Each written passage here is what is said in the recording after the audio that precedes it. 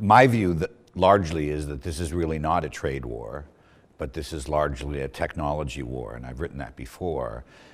So the question is quite apropos, because the issue is really about trying to stop China's technological rise. The United States will work very hard, though again, President Trump could make some concessions, but as we've seen with ZTE or we've seen with Huawei, a large part of what the United States is trying to do is to exclude China from getting access to American technology that it could use for its own technological development.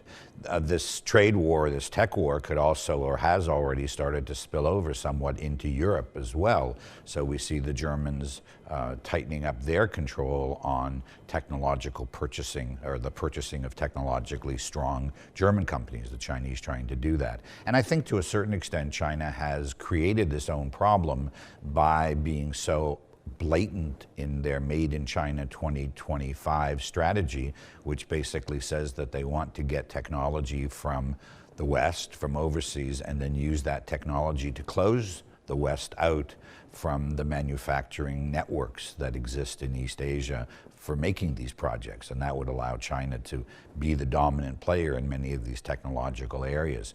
So I think that the U.S. effort to try and slow down China's ability to buy these technologies strikes directly at China's strategy, and so it should have a major impact. I think that the EU-Japan partnership on trade is really important because these are two of the largest economies in the world. And more trade is good. More open trade is good. It's good for everybody. And hopefully this will set an example for the United States, which doesn't, at least particularly President Trump, who doesn't see trade as a positive thing, and it will drive him and drive the Americans to keep trade open and to keep their tariffs down. I understand they're doing this in the short term as a challenge to China, but there seems to be a protectionist strategy or strain in American foreign policy now. So the EU-Japan partnership, I think, is a good model to pressure the United States.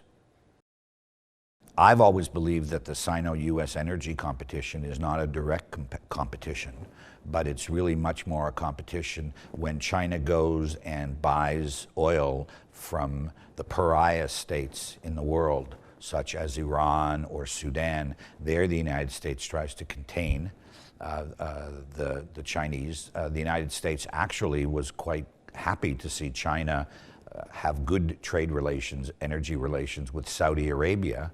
So I'm not sure that the United States ever really thought about containing China's access to energy sources.